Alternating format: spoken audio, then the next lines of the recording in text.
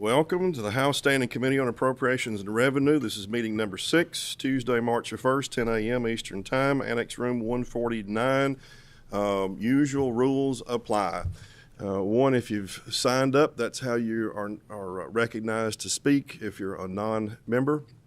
Number 2, if you're in the room, make sure that you have cell phones and any other electronic devices turned to airplane, preferably. Silent is a necessity. Number 3, if you are a member attending remotely and you wish to be recognized for comment or question or otherwise, please do so through the chat mechanism on the Zoom app, and we monitor that to get to you. Any member have a special guest or other comment to make or recognize? Seeing none, please call the roll. Representative Beckler. Here. Representative Bentley. Here. Representative Blanton. Present. Representative Bridges. Representative Dossett. Present. Representative Fisher. Here. Representative Fleming. Present. Representative Flood. Here. Representative Fugate. Here. Representative Gentry. Here. Representative Hale. Here. Representative Hart.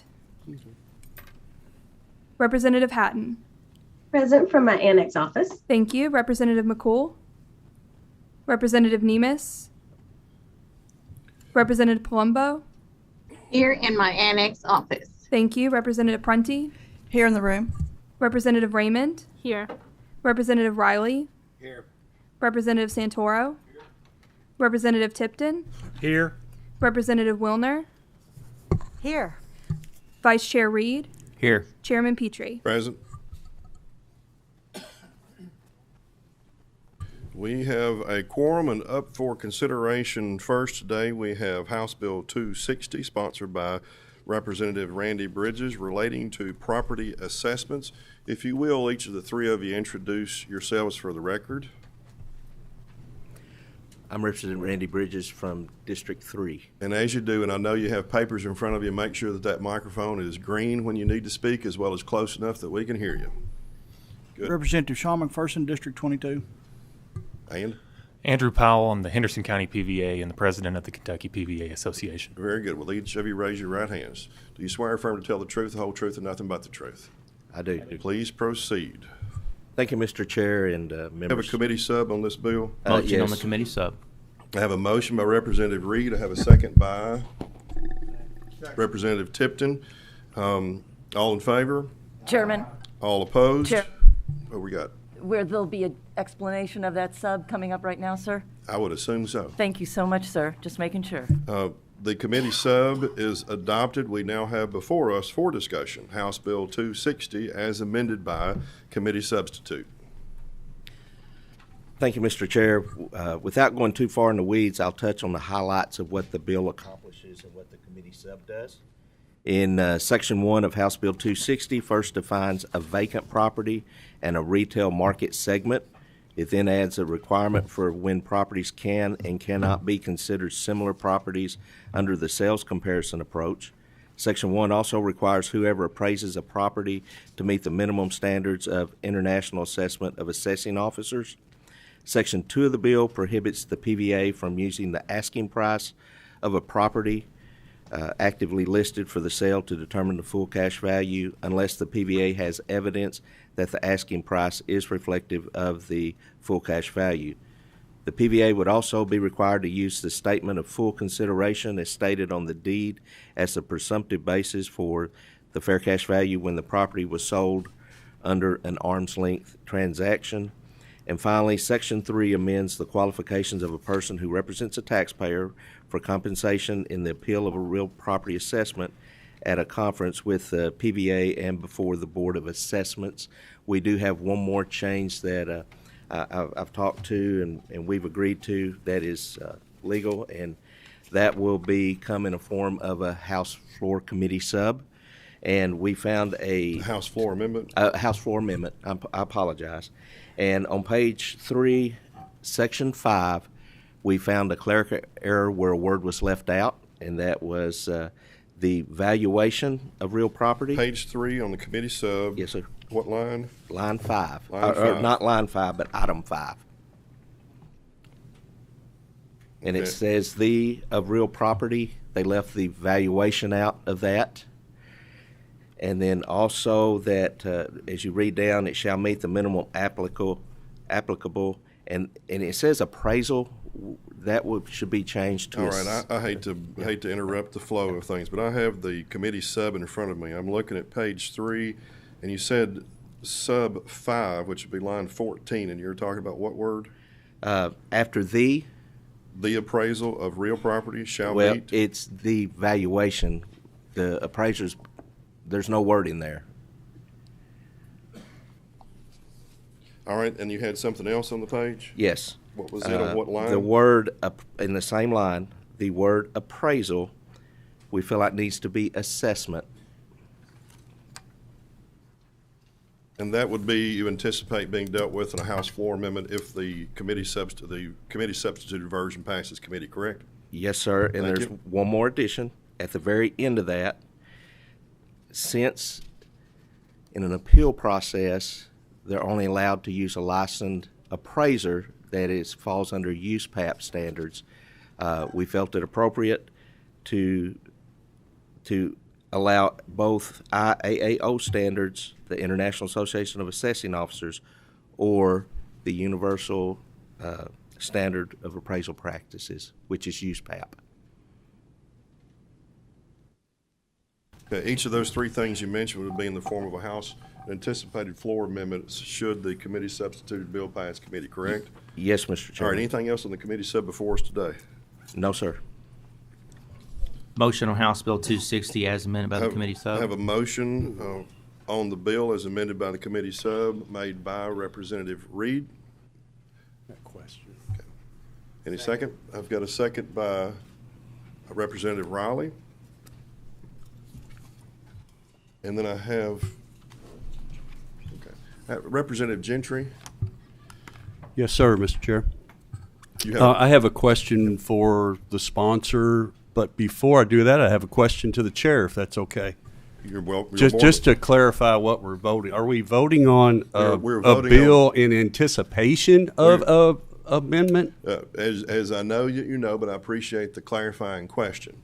We would be voting on the bill as amended by the adopted committee substitute with information from the sponsor about issues that he has identified in the committee sub that he would anticipate a floor amendment correcting on language issues. Okay. Now, with that information, you can either take it into consideration or disregard it. I think he's given information only. We do not have, of course, any floor amendments in front of us. What we have is House Bill 260 with the adopted committee substitute. Thank you. Thank you. Question for the sponsor. On the page number 1, under the sales comparison approach, lines 22 and 24, it says sales or rentals of properties. My question is, are we now going to do a sales comparison approach based solely on the rental situation of a particular property? Let me refer that to Andrew, if you don't mind. Thank you, Representative Gentry. What this is referring to is when we have a situation where a property is not owner occupied, but that was paid for, we're still always reverting back to the consideration paid as a transaction. So not necessarily the rental, but what that rental value represents in formulating the consideration when there is a transaction. All right. Do you have a follow-up? And let me just preface that question with, I know Stephanie Stiglitz, on behalf of the Kentucky Retail Federation, is wanting to speak, so we're going to transition to that, but I wanted to catch your question up front to make sure we knew what was in front of us. Okay, can I provide a clarifying question that might help me understand this? Please. Let me give an example of my question. If we pass this, would it be possible to assess a value on a piece of property based on another piece of property that has similar leasing or rental arrangements, but there wasn't a sale of that particular property that that assessment is being based upon. No, may I still speak to that?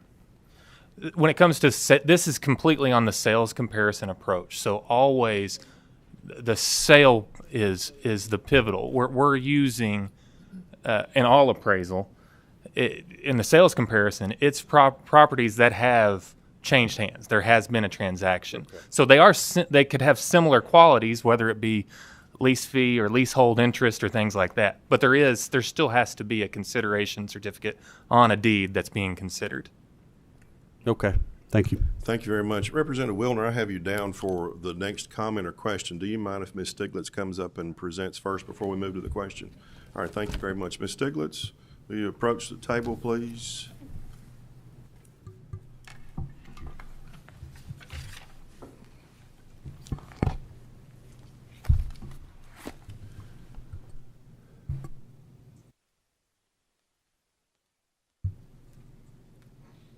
Look at that, you cleared the entire deck.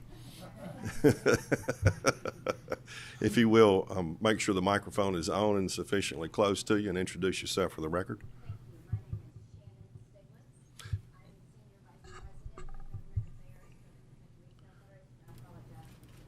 And scratch. Oh, there we go. Thank you.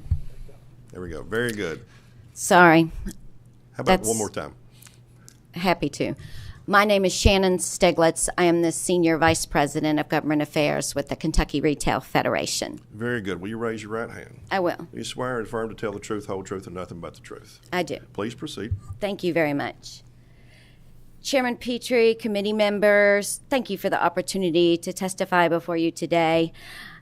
The Kentucky Retail Federation would like to thank Representative Bridges and those of you who've spent time with us regarding this. But our membership stands united in its concerns regarding House Bill 260 and the potential of overburdening retailers with higher property taxes through overvaluation of property. Ultimately, House Bill 260 will upend long-standing court precedent, shifting Kentucky from assessing the value of the bricks, sticks, and dirt to including the value of the tenant in the building, leading to non-uniform property tax assessments and shifting the property tax burden to retailers and other commercial properties. From a broad policy standpoint, it is important to note the value retail brings to the Commonwealth. First, 26% of jobs in Kentucky are supported by the retail industry. Retailers collect more than $2.8 billion in sales taxes and pay Kentuckians more than $9.3 billion in wages annually. Retail is a vital and growing sector, of the Commonwealth's economy. For several years, Kentucky PVAs have sought to shift the property tax burden to retail locations with triple net leases. In fact, there's a publicly available presentation demonstrating their goal. The title is The Value of Net Lease Drugstore Properties.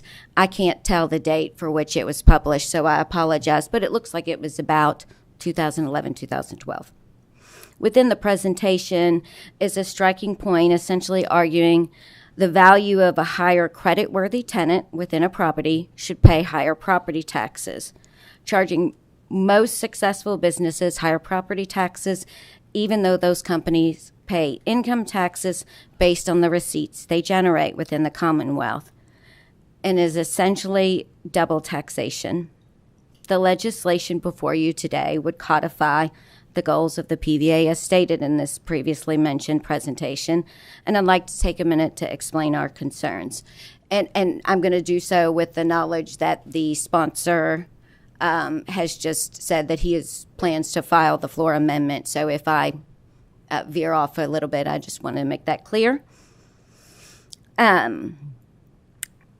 The bill would restrict comparable sales used in the comparable sales approach. In our opinion, the valuation of real property is fact-intensive, and trained appraisers make adjustments to the sales of property to make them comparable with the subject property being valued.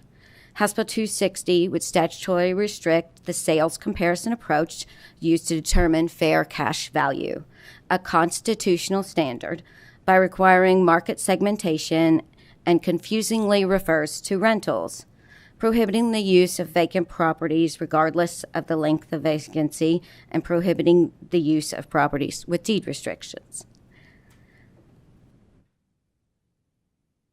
And we do appreciate the I think we do. I need to consult with our experts on, but based on the comments that Representative Bridges made about including USPAP, our members see USPAP as the gold standard for appraisals and don't want it to be restricted to one method.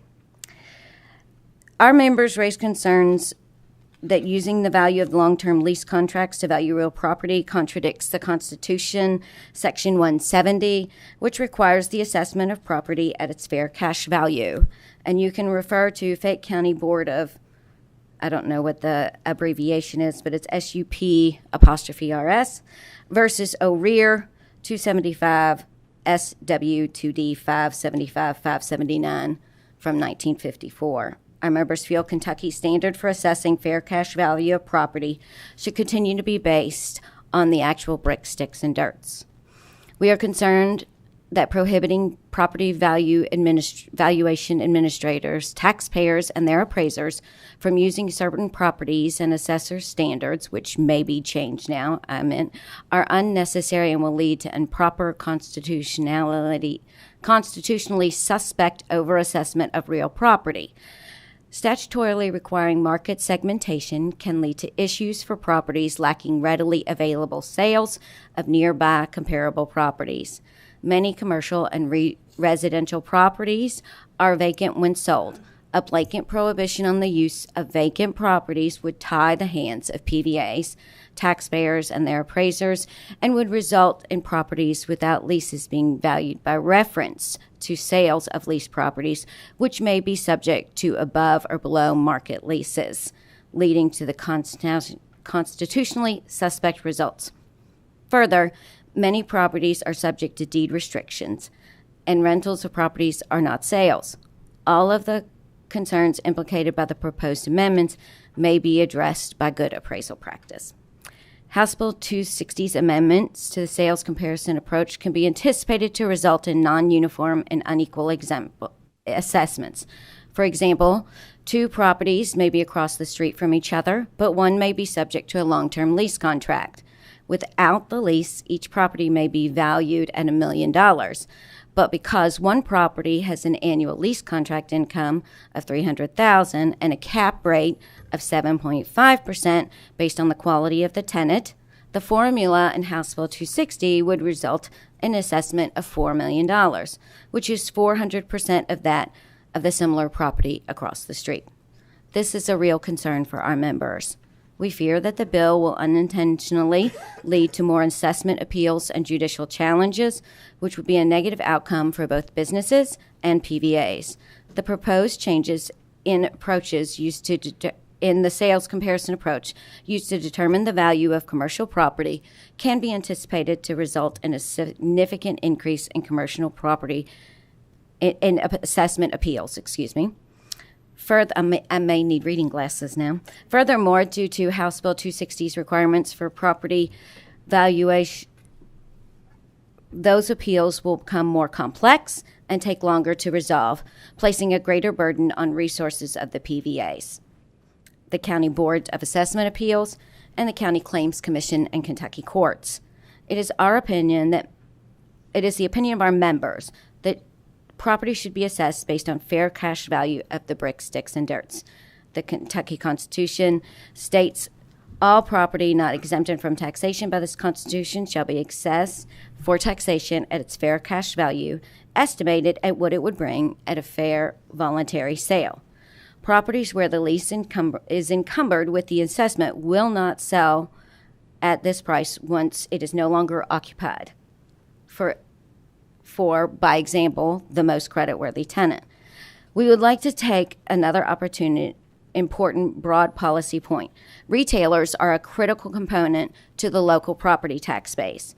Based on Kentucky law, KRS 91260 and 92300, retailers are not allowed to receive local industrial revenue bonds that local governments use to as economic development incentives or establish payment in lieu of taxes. Only factories can receive this. Additionally, at the state level, KRS 153-34010 includes a definition that prohibits retailers from receiving economic development incentives from the state. Finally, retailers know and understand that paying property taxes for brick and mortar operations is a part of doing business, but overpaying property taxes by retail businesses will jeopardize the retail industry's vitality within the Commonwealth, leading to closed retailers, fewer available jobs, and ultimately a narrower property tax base. The cost of running retail business is undoubtedly increasing as a result of rising inflation, lack of available workers, and supply chain issues. Adding another layer of increased costs to retailers will have a negative impact on the retail industry. Thank you for the opportunity to present to you today, and thank you to Representative Bridges for always willing to meet with us. Very good. Thank you very much. And as stated before, Representative Wilner, I had you up next to the list.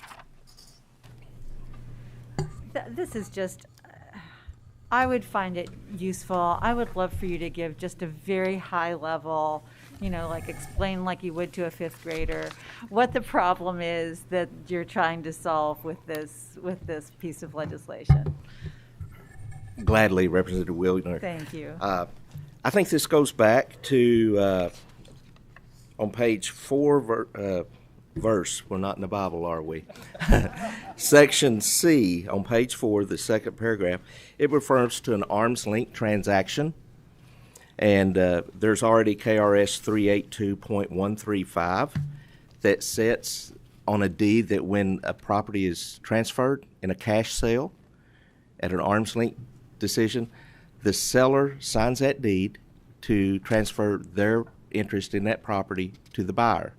In, I think it was 1995, KRS 382.135 started requiring the buyer, the purchaser, to sign that deed as an affidavit to affirm that that was the actual cash value paid for that property. So we have, in my hometown, we had a large retailer that had 2 stores that sold those stores for $10 million combined. They appealed and wanted both those stores to be reassessed at $2 million apiece. Now, while it is true the state is not allowed to do economic development to retailers, what is failed to come out is that is when the local governments, the local counties and cities are allowed to do that, and they do so quite often to afford these retailers to come into these. The retailers come in, they promise, sometimes depending on the scope of the project, hundreds of jobs. The local governments will get payroll taxes and property taxes, which property assessment values and taxes are what supports the majority of our local governments. And then a few years later, such as what happened in Paducah, they come back and appeal that and say, no, that's really not the cash value we paid for that property. When after all, there's already an affidavit signed. And like for my local school systems, it would have cost them approximately $60,000 a year loss in assessments over infinity, you could say. Now, one thing on these also is, as can be argued in any way, there's a counter argument that if an income approach increases the value of a property, it also decreases the value of the property. And so therefore, if you've got a vacant store, it should be, and I've talked to the PVAs, that value should be lowered. It's a two-way street. It's not a ratchet that just goes to one point and stays. So it's fluid. Properties are always fluid, and but that's where we stand. This is a problem nationwide. It's happening in Wisconsin, Indiana, Ohio, California. It's coming all over, and it's I hope that the Kentucky legislation is proactive in addressing these before they become problems instead of being reactive. And this is coming across the nation. There was an instance in another state where a large retail organization had a $35 million project. They come in and sold the local county and city governments into doing infrastructure, roads, sewer, water, you name it. And they were promising 200 to 300 jobs, payroll taxes, property assessments, values is going to do that. And it was over $30 million, and it was turned around 2 years later under their state law, and they had that reduced to under $15 million. And then the local governments are shorted not only on their investment, but they're also shorted on local government. So that's just sort of a 60,000-foot view of what we're looking at. And I'm going to turn it over to Andrew if he, has any other comments. Just trying to keep it brief. Thank you, Representative Bridges, and thank you, Mr. Chairman and the committee for letting us speak today. This problem is in Kentucky. It's absolutely. Just to give some quick figures, I'm the Henderson County PVA. One property since 2019, one retail property since 2019 has put $121,000 of tax revenue lost to our school board, to our city, to our library, to our county, and to the Commonwealth. Scott County since 2015 has over $500,000 of revenue lost to appeals based on what this bill seeks to correct. Campbell County, $350,000 on one property. $350,000 of revenue lost since 2015. Warren County, $51,000 just on one property this 1 year. So this problem is in our Commonwealth. And I want to speak just a little bit about what was mentioned earlier. We talked with the Retail Federation. They talked about lease contract buildings being across the street. I want the committee to know that we're not amending the income approach to valuation. That's already codified in KRS. If you look at page 1 of the bill, where Part C is amended at the bottom, right above that B, that's the discussion we were having. That's the income approach when it talks about lease values and things like that. That's not being amended here. We're talking about assessing properties for what they're worth, apples to apples. If a property sells because it's in a depressed area or because it can no longer be a candy store, the candy store that was operating fully on January 1st should not be compared to that. That's not an apples-to-apples assessment. That is all this bill seeks to change. And just to follow up on Representative Wilner's question, just to make sure I'm clear and everyone else is clear, everything that's been spoken of today has to do with commercial properties. I've not heard anything regarding residential. Does this bill address anything residential? In theory, I think it could, but in practice, I don't see how it would. May I speak to that? Sure. Mr. Chairman, when it comes to residential, there's no dearth of sales when it comes to residential properties. I'm sure everybody's aware how out of control the residential real estate market is right now. We don't have trouble when it comes to finding apples-to-apples sales. So this is inclusive of residential, but it in practice will never affect residential properties. Thank you. Representative Bentley, comment or question? Thank you, Mr. Chairman. I'm a man of simple questions like Representative Wilner. I'm going to give you a scenario here. I own a pharmacy and the building's worth $500,000. The guy on the other block, he owns a pharmacy building. It's worth $3 million. I do $2 million a year, and he does $2 million a year. How are we going to get taxed? I think your question has to do with a hypothetical with those facts underneath it. Is that correct? No, this is my own. Are you going to ask for an opinion on your own tax bill? So it's a hypothetical with those facts underneath it. I don't own it anymore, Chairman. I don't own it anymore, but it is a situation. You may have to talk to Miss Allen about that, Representative Bentley, because she'll be in charge of your jurisdiction. But in seriousness, in this situation, we're talking about sales comparison. So we're looking at what properties sold for. So what you do as far as your income does not affect the assessment when we're looking at sales comparison approach. We're looking at what the value of the property is. We don't want to get confused. The lease value only comes into play when it affects the sale price of the property, with what this bill will change. So how successful your business is If you're owner occupied, as you describe, does not necessarily affect the sales comparison approach to appraising real estate. Could I just add one statement to that? So there's three approaches to value. So that's just one approach to the value. So your property being worth $500,000 may have more to do with your square footage, the size, the parking lot, the condition, the roof condition, all the things that it might have. So the income approach is just one approach to value. The other two approaches should still be applied, being the market and the cost approach. So all of those approaches come together in a reconciliation of one value. One more question, Mr. Chairman. Please. Could I hear the Retail Federation's explanation, please? Of course, if she's Thank you. willing.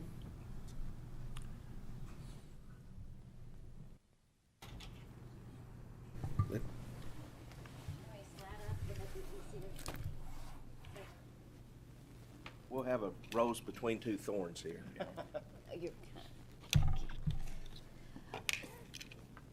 So if you may repeat your question, I mean, I will say I fully admit that PVA Administrator Powell is correct that we understand that this is not amending the income approach.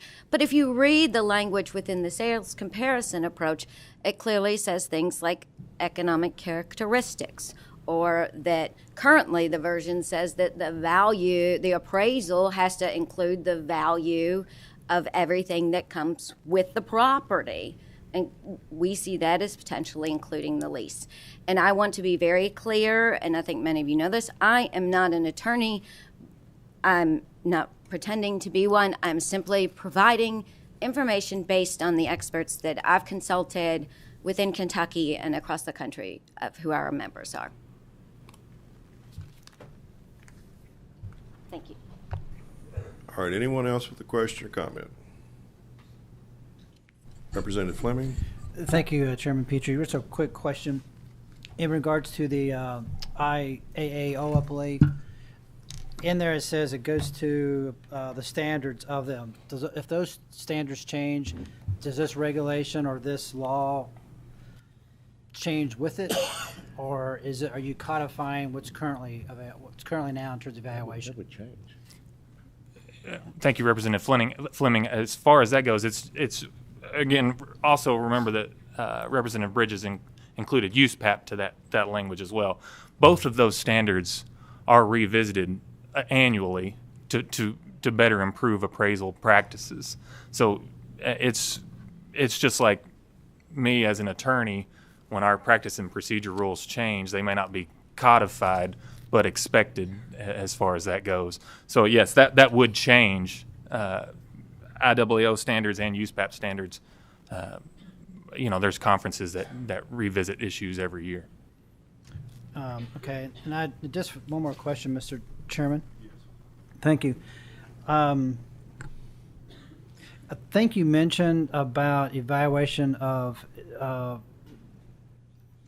individuals coming in or people coming into the state to do a temporary type of assessment. Is this part of this as well?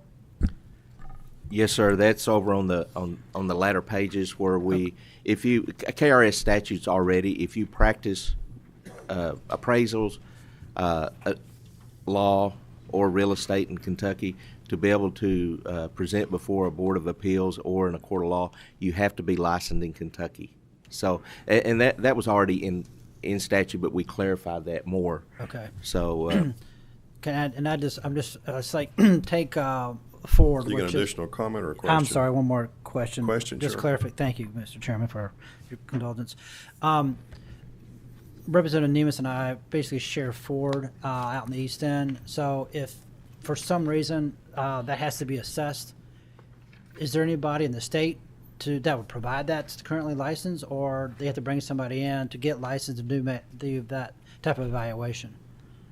Well, the current statute and the clarification of this statute says that if you're going to come in, and depending on what process they are in the appeals process, if they're an attorney, then they have to be a licensed attorney in Kentucky. If they're an appraiser, they have to be a licensed appraiser in Kentucky. If it's a real estate broker, then they have to be a licensed real estate broker in Kentucky. Now, if they are a W-2 employee of that company, they're allowed to come in, but if they bring in outside counsel, it codifies all, just what's already in statute under our current laws in those licensing laws requirements that they have to be licensed in the state of Kentucky to be able to do so. Thank you. Thank you, Mr. Chairman. Thank you very much. We're going to recess for about 10 minutes so I can make sure we've got back from VMAP. I think we had one step out. We've got 3 back at this point. I'm checking with the other chairman. We're going to recess for about 10. Thank you.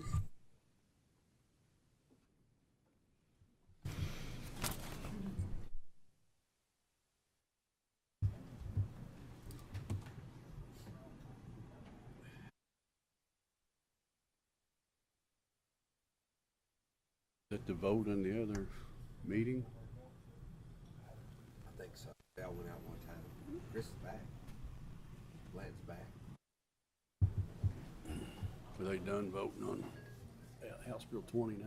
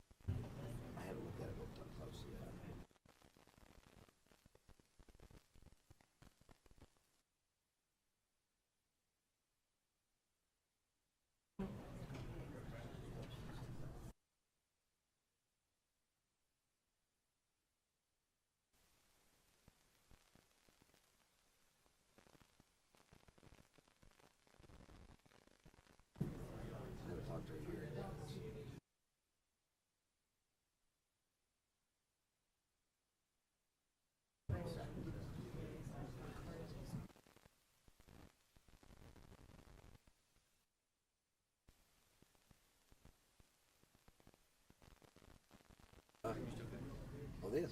Yeah.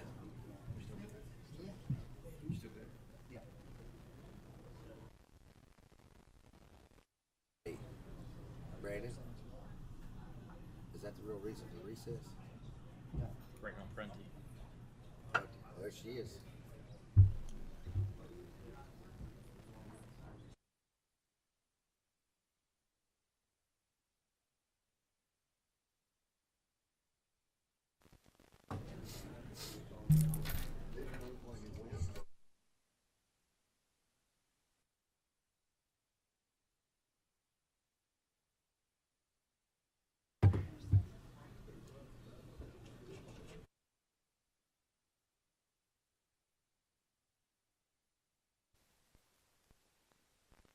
I believe that's a short 10 minutes. Yeah, I know.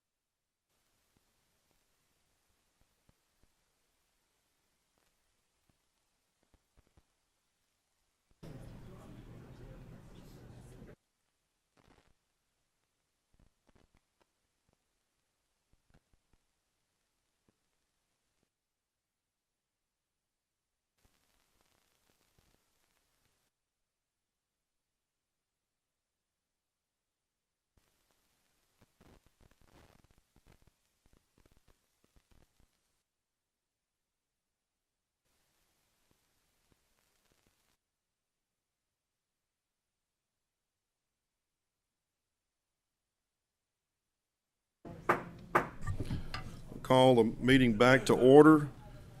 We have a motion and a second on the bill. If you'll call the roll, please. Representative Beckler. Representative Bentley.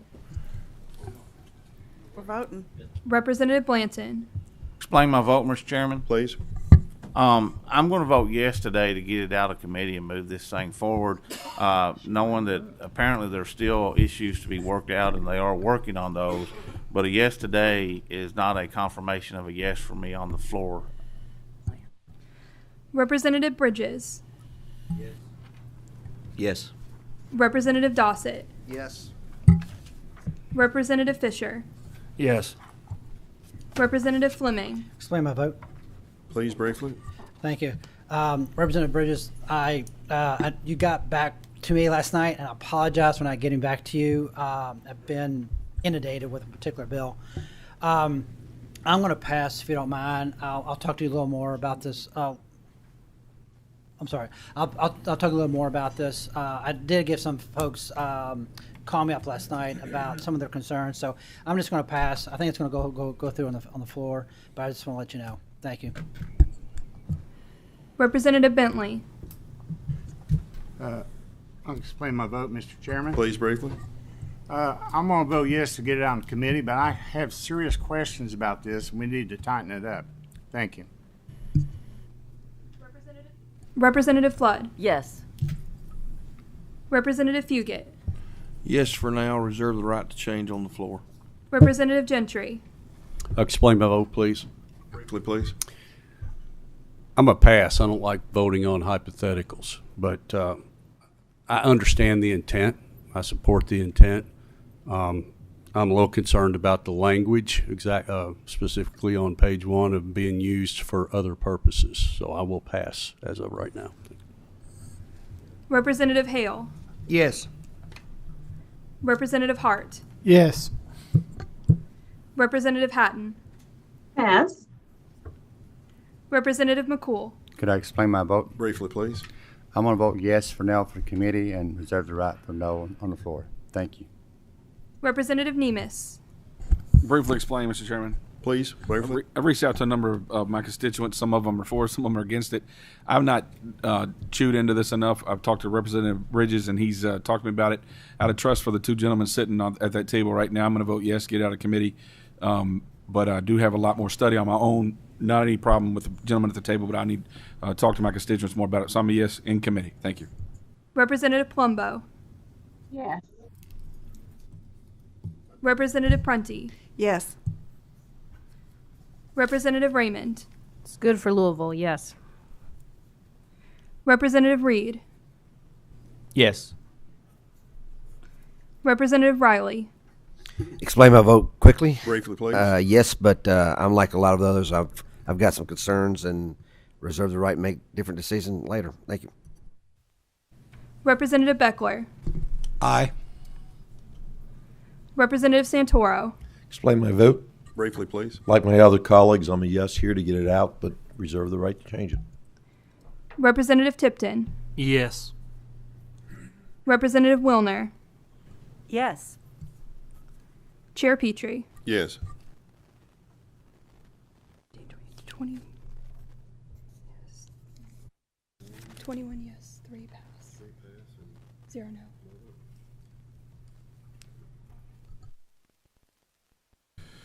House Bill 260 as amended by committee substitute having received 21 yes votes, no nay votes, 3 pass votes will be reported with favorable expression. That same should pass on the House floor. Thank you very much for the presentation.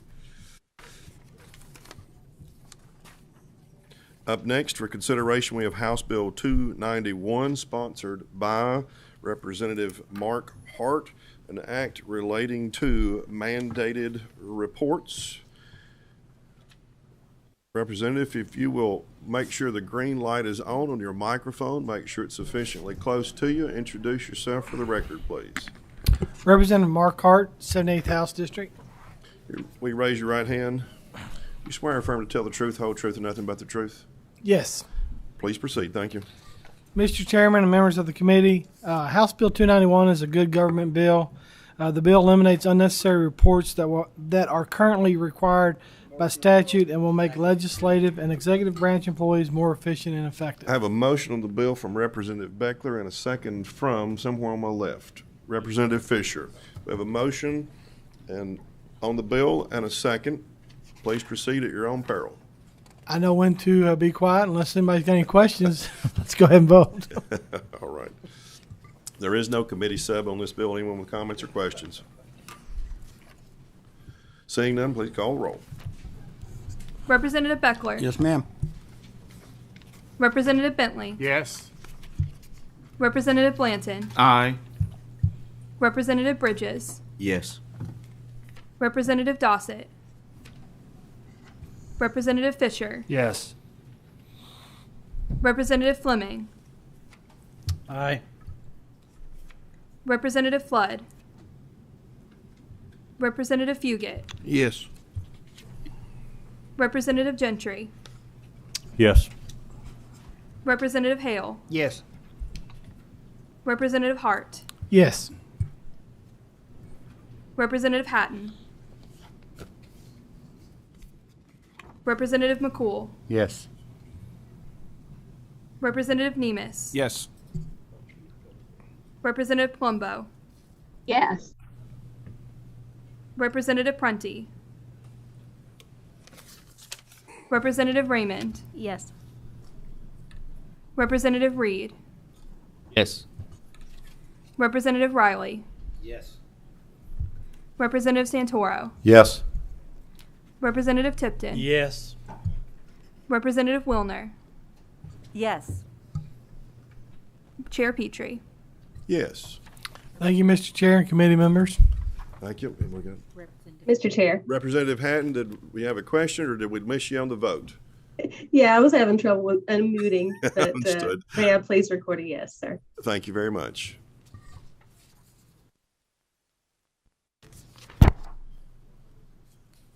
All right, House Bill 291, having received 21 yes votes, 0 nay votes, and 0 pass votes, will be reported from this committee with favorable expression that same should pass on the floor.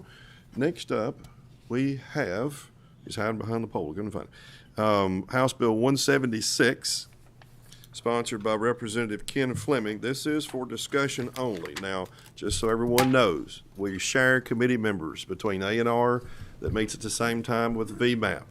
There are certain ones, and I've said you can leave, make sure that you're fulfilling duties on both sides. We know this is discussion only. It's important. That's why we put it on.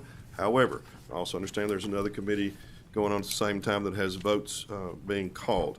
With that being said, Representative Ken Fleming, an act relating to tax amnesty and declaring an emergency, House Bill 176, for discussion only. If you'll introduce yourself for the record, make sure that you have the microphone on green and sufficiently close to you.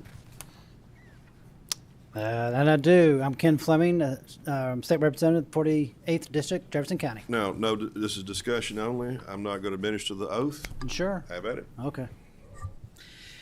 Tax amnesty. I just wanted to give y'all sort of a background of what this bill, what the purpose is, and how it's basically structured, and then just open up some of your questions you might have for it.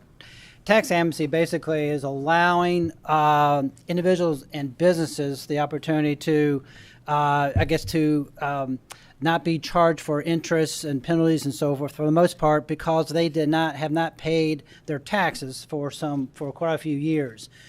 This has been done about every 10 years for the state, and it's also been done throughout the country. And basically, just like a business, when you have a business and you go out and bill for your services that you delivered, you're supposed to get paid. Similar to taxes, we issue taxes. People pay taxes and so forth. We need to deliver services and so forth. Sometimes people don't pay for one reason or the other. And so basically, this is sort of a process to give people some leniency to make up for what they have not paid for in the past, whether it's on purpose or not. But basically, what it is to provide the opportunity to do that. This particular bill will set up a structure in order for us to have a tax amnesty program that will begin and have a short window, about 60 days of this year, and it will go back and look back to like, I think it was like October 1st of 2011, in order for people to catch up, to provide and basically pay their taxes of what they did not pay in the past. When I talked to the Department of Revenue, there's around $250 million that's a tax liability. In fact, it's probably a little higher than that, given COVID. And they being the Revenue Department, were not active in going out and trying to collect those past dues and so forth. So it's probably a little higher than that. Many states have done this, as I mentioned before, like New Jersey. They had a goal, this was in 2009, they had a goal around $100 million. They collected $725 million. Michigan did this back in 2011. You know, they had a goal of 88, but they collected $76 million. So basically, there is a process in order to go through this. Now, I think we being the legislators and beholden to the taxpayers, very, very sensitive in making sure that we go through and handle the collections of these taxes in a very prudent, sensitive way, and not to cause any issues and so forth. So what I have in this bill basically is going through a procurement process in order to have possibly an outside company go through in this process, but have the Revenue Department ride herd on this process to make sure that the customer service and no irritation is applied to the taxpayers and so forth. So this procurement process is included in this. Can the Revenue Department can do this? Yes, they can. But in talking to them, they're very, very short on staff, and they'll have a really difficult time to provide that type of a program. So they understood, and they have done this before in terms of working with the private sector and going through this process. So that's what it is in a nutshell. I hope I gave you just a high altitude perspective of it, and I'll be happy to entertain any questions. Representative Tipton. Thank you, Mr. Chairman. Representative Fleming, thank you for bringing this forward. I'm a licensed real estate broker, and it's not uncommon that we'll have a piece of property that somebody owes a personal tax on, and there has been a personal lien attached to them, recorded, attached to any real property they own. Is this legislation specific to individuals who have had tax liens put on them, or could this be for any situation where there's a tax lien? Could you elaborate on that? All taxes. Great. Anything else further, Representative Tipton? Short and sweet answer, okay, sir. Good. Representative Wilner. Thank you, Mr. Chairman. This seems like a really good idea to me, and it sounds like other states have been successful in recovering lost revenue. And so other than the Department of Revenue being short-staffed and, how do we administer this, is there any feedback that you're hearing on this proposal, and where would that be coming from? No, ma'am, I have not heard any at all. Just going back from a historical point of view, the state did go through this process back in 2011, and they collected around $58 million in going through this process, and it was like all hands on deck in terms of making this thing happen. And so that's part of the process in talking to them, that given it takes a lot of resources and hands on deck, and they're open to have maybe entertain the process of having an outside firm or firms to come in and handle that. But I have not heard any issues or problems or concerns from the business community or individuals. Thank you. Okay. Representative Nemus may have a good question. Any projections? Numbers? How much are we going to get? That's really subjective, but to be honest with you, as I mentioned, it's $250 million that's been identified, that's out there. If throwing spaghetti against the wall, and not to hold me to this, but if you look at about 50% of that, it's $125 million. Even $80 million, is something that we can recoup and funnel that to whatever program or issue that the General Assembly sees. So it'll be a net gain.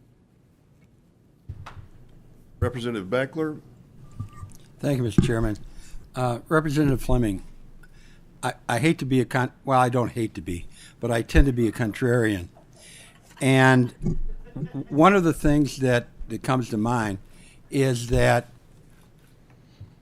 while it is good to be able to get in the money, how many, you said we did this again in 2011, or before in 2011. It seems to me that when we, every 10 years or every so often, have one of these programs, we're encouraging a non-payment of tax, because the feeling is, well, I can hold on to the money now and they're going to catch me later on and I'll just pay it without a penalty or interest. So I am curious if in 2011 we had any companies or individuals who took advantage of the amnesty, and we're going to see it again if we, do it again in 2022, 2023.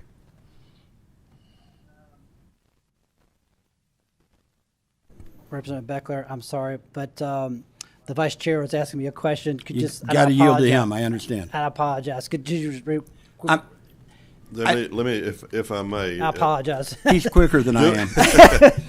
Doing this ever so often, maybe not on a set schedule, but ever so often, would that influence adversely the behavior of taxpayers so that they would intentionally, on economic rational thought, not pay their taxes and wait for the next tax amnesty program to come around? Yeah, well, thank you. Thank you. Be honest with it could be. I mean, the hope is to try to change the behavior of the individual by, look, you owe this, call them out, and say you're an obligation. I mean, we have an obligation to pay our bills. Businesses and individuals should have an obligation to pay their bills. Can that happen?